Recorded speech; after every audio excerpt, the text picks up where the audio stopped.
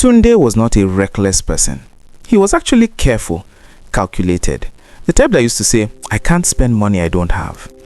But that was before life became a competition. After university, Tunde got a decent job in a consulting firm in Lagos. The pay wasn't bad, not amazing, but enough to survive comfortably if he was wise. The problem was not his salary. The problem was his circle.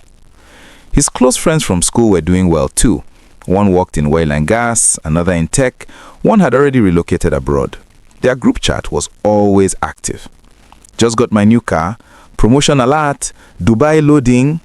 At first, Tunde was genuinely happy for them. But slowly, something changed.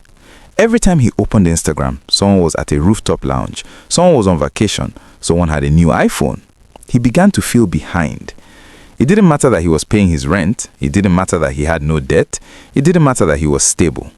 In his mind, he was losing. The first mistake was small. His phone was working perfectly well. But when two of his friends upgraded to the newest model, he felt uncomfortable bringing out his older version at hangouts. So, he bought a new one, on installment. It's just small monthly payments, he told himself. Then came the car. He was using ride-hailing services and public transport. It was fine. But during one outing, a friend joked, "Guy, when are you joining the Car Owners Association?" Everybody laughed. He laughed too. But that night, the joke replayed in his head. 3 months later, he bought a fairly used car. He didn't have enough saved, so he took a loan. The monthly repayments were higher than he expected. Insurance, fuel, maintenance, parking fees. His salary suddenly felt smaller. But he couldn't slow down because now he had to maintain the image. When his friends planned trips, he said yes, even when his account said no. When they suggested expensive restaurants, he agreed. He stopped checking prices before ordering. He started telling himself, I deserve soft life too. What he didn't admit was this. He wasn't spending for enjoyment anymore. He was spending for validation. Soon, his credit card was always near the limit. He started borrowing small amounts from one friend to pay another. His savings disappeared. Unexpected expenses became emergencies. One evening, his landlord called to remind him about rent due in 2 weeks. Tunde opened his banking app. His heart dropped. He didn't have enough. For the first time in his adult life, he felt real fear. Not embarrassment, not pressure, fear. That weekend, there was a birthday party. Expensive location, strict dress code. Tunde almost didn't go, but he couldn't miss it. What would they say? So he went. He wore a new outfit he couldn't afford, smiled for pictures, posted stories, laughed loudly, then went home and sat alone in the dark. His phone buzzed with notifications from social media, but his mind was calculating debt. That night, he admitted something painful. He wasn't trying to build a life, he was trying to keep up.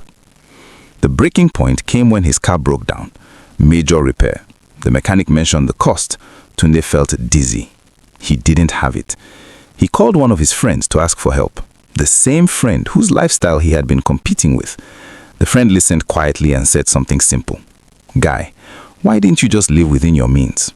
It wasn't judgmental. It was honest. And it hurt. That week, Tunde did something difficult. He sold the car. Some people were shocked. Why now? Market is bad. Are you sure? He nodded.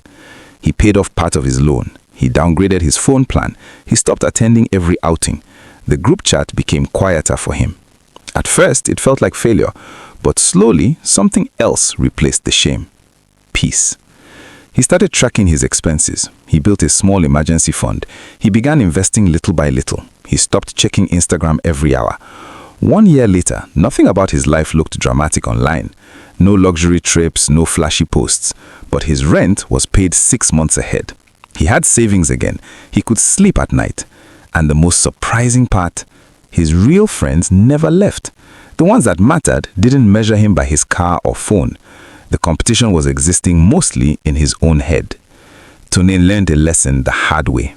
Comparison is expensive. Pride is costly. And trying to keep up with people who are running a different race can quietly destroy you. There is no award for looking rich, but there is freedom in being financially wise. And sometimes the strongest move you can make is stepping out of a race you were never meant to run. If this story felt a little too familiar, if you've ever stretched your money just to keep up, or smiled outside while stressing inside, then this message was for you. Take a second to like this video so more people who need this truth can see it. Share your experience in the comments. Have you ever felt pressure to live beyond your means? Your story might help someone else make a better decision. If you know someone who needs this reminder, share this video with them. And don't forget to subscribe and turn on your notifications. Every week, we share real, relatable stories that challenge you to grow wiser, stronger, and financially smarter. Because peace is better than pressure, and wisdom is better than appearance.